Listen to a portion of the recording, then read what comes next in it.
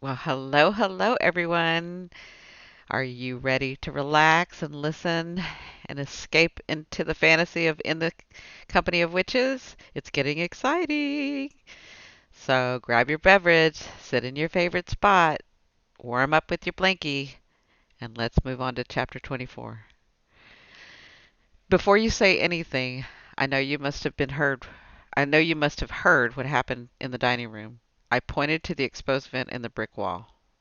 And you probably also know about my decision to stop practicing magic. But before we go any further, I need to make one thing clear. My uncle looked slightly alarmed as I dropped myself into the chair across from him. I don't want to talk about it. Dog cawed from his perch in the far corner of the room. I shot a look over my shoulder. I don't want to talk about it with you either. It appeared as though Gideon had been having a pretty cozy evening before I had barged in.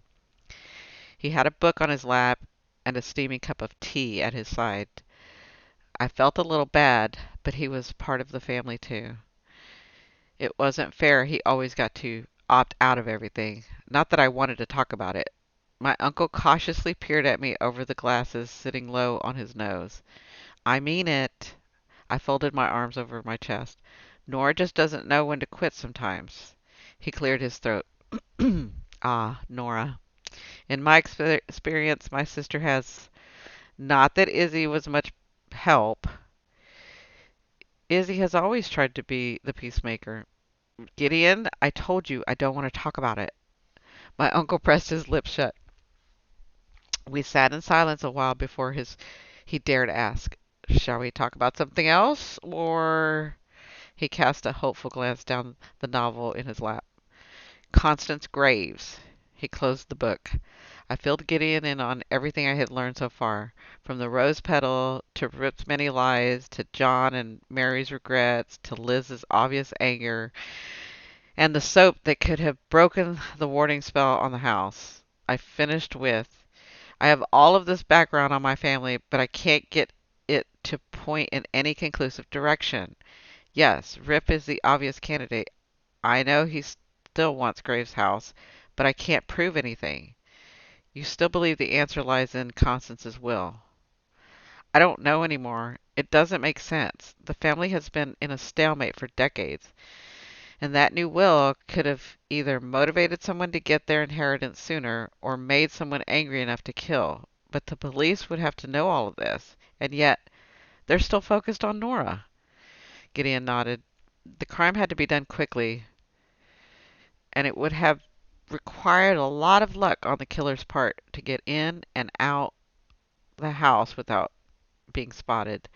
So it makes sense to the it makes sense the police would look to us as suspects. But I can't imagine what motives they think we have. Exactly. Nora had no reason to kill Constance, and the murder weapon isn't proof.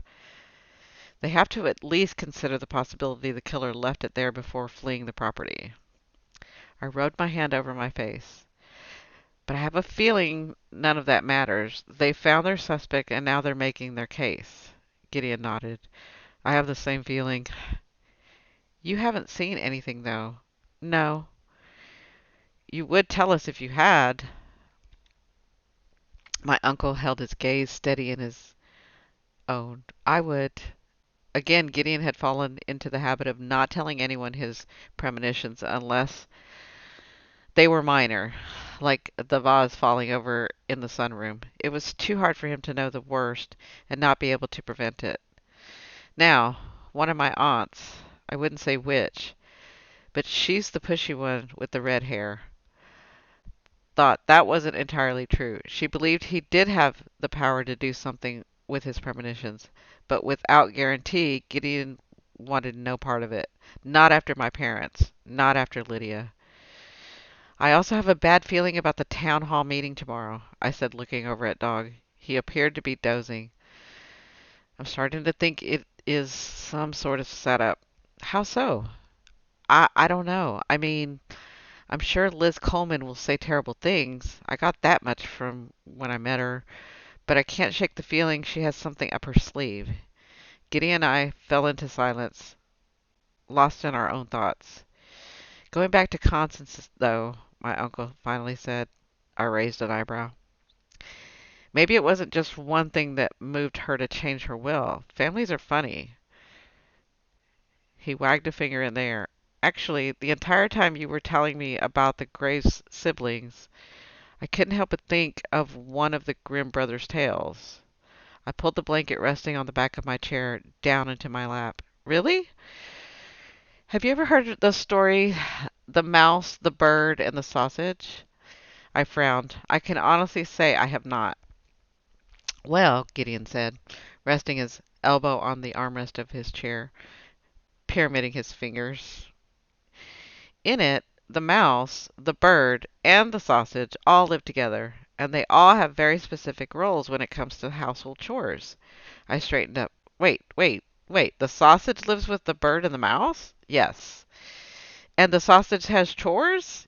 Yes, they all have chores, Gideon said, ignoring the question in my voice. The bird collects wood for the fire, the mouse collects water, and the sausage feeds the three of them. I frowned again, maybe a little harder. Do I want to know how the sausage feeds the family? My uncle sighed. If you are unable to suspend your disbelief surrounding the details of the sausage, I'm afraid we will never get through the story. Oh, sorry. Now, one day, Gideon said, tilting the peak of his fingers towards me, the bird decided to get his job. The bird decided his job is by far the most difficult of the three. So he declares they should all switch roles. The bird decides it will be his job to collect the water, and the sausage will collect the wood, and the mouse will cook the dinner. Sounds fair, except it all goes terribly wrong. I probably should have seen that coming, given it was a Grimm's tale. What happens? The sausage goes out for wood and gets eaten by a dog. I blinked. That's unfortunate. The mouse tries to season the supper, falls into the pot of boiling water, and dies. And the bird falls into the well and drowns. I can see why this particular Grimm's tale was one of the lesser works. Gideon leaned back in his chair. But it does bring up some interesting points about families. Like, we should all stay in our lane or die? That is the most obvious interpretation. But I was thinking more about how we all fall into character during family strife, and how we can get stuck in those roles, and how they cause us pain. And maybe Constance was tired of being the villain in her family. It sounds like John was angry at his brother for painting the three of them as victims. And maybe Mary was tired of trying to make amends. And her daughter was tired of seeing her try. I didn't answer right away. It was certainly something to consider. Whatever the case may be, change in families, even the good kind, can cause pain. Look at you. You are a grown woman, capable of making your own choices, but your aunts will always want to look out for you. I'm fairly certain I said I didn't want to talk about this. Gideon held up his hands in defeat. I had to try. He paused a moment and then added, That being said, I do want to apologize. For what? For setting a terrible example.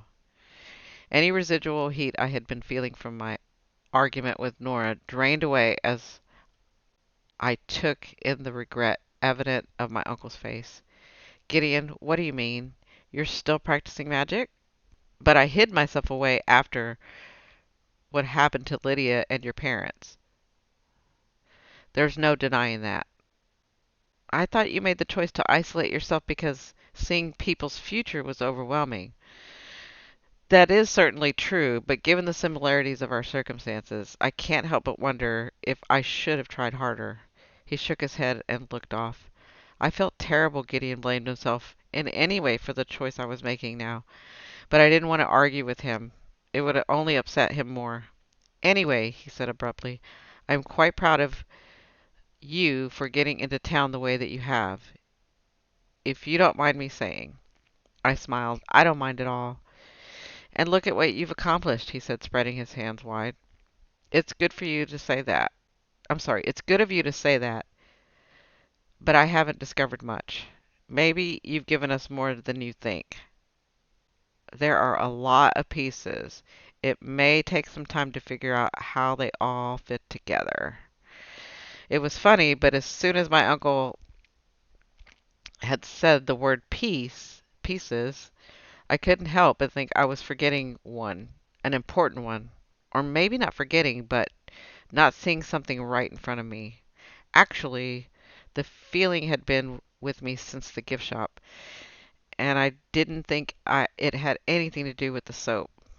Thanks, Gideon, I said, pushing myself to my feet. For everything, even the fairy tale. You are very welcome. Maybe next time, though, we could leave out the sausage? I suggested, walking toward the spiral staircase. It does take away from some of the magic, doesn't it? I snuck back down to the main floor as quietly as I could. While I was really hungry, I didn't want to risk running into either of my either of my aunts. We all needed some time. I wasn't angry anymore, though. Whether I had wanted it or not, Gideon's story had given me insight into my own family. We were all frustrated. Izzy had to be tired of being the peacemaker all the time. Just look at all the work she had to put into dinner. And for what? And then there was Nora. I couldn't help but think she saw herself as the only one in the family to tackle issues head on. It didn't matter if I agreed with that assessment or not. Nora believed it, and it had to be frustrating. As for me, well, I was tired of being told how to live my life. I slipped out the front door, shutting it carefully behind me. The night air was still and rich, with the tangy scent of overripe apples. I stood in the silence of the porch, feeling the heat leave my face. I was also tired of having the same fight. I wanted to find a way to be close with Nora again. Izzy, too. I didn't want to keep secrets from them, but they didn't understand the pain I still carried from losing Adam. They kept saying they wanted me to share it, like it was the easiest thing in the world, sharing the pain, though meant bringing it up. Sharing the pain, though, meant bringing it up to surface, and I didn't know if I could bear that. I crossed my arms over my waist. Besides, I was taking steps forward. I had been to town nearly every day this week. Today alone, I had been to the library and the gift shop, and Gideon was right. I had learned a lot. Suddenly, my arms dropped to my sides. There it was again, that feeling I was missing something. What was it? Something Mary had said. Liz? Ben? No, that wasn't right. It wasn't something someone had said. It was more concrete, like the soap, but not. What was it? I tilted my face up to the dark sky. Not that it was all that dark. The moon was full and white. White! There it was again. Part of me was trying to remember something. I could feel my subconscious furiously digging to bring it up to the surface.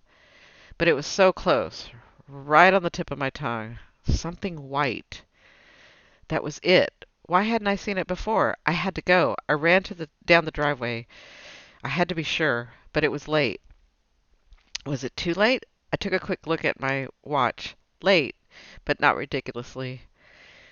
It would be fine. He would understand. He'd be surprised to see me, of course, but not upset. At least I didn't think he would be upset. Actually, I knew a way to guarantee he wouldn't be upset.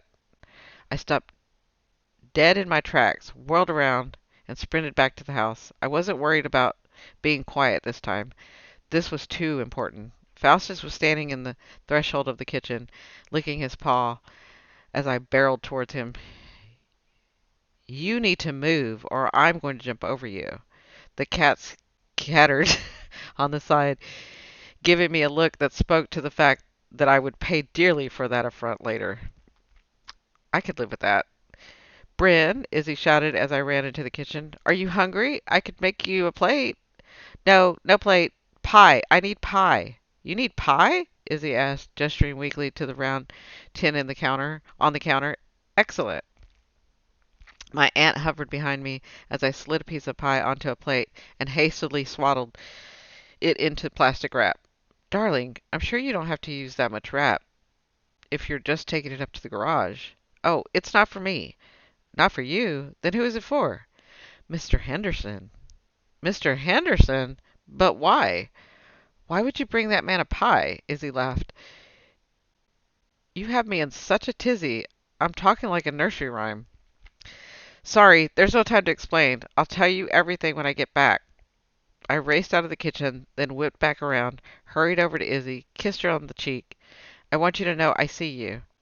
I backed up a step and pointed at her. I see what you do for this family. I took a couple more hurried steps and then added, and the world is a better place with you in it, Izzy Warren. Aw. My aunt smiled, her fingertips at her cheek where I had kissed her. Thank you and good luck.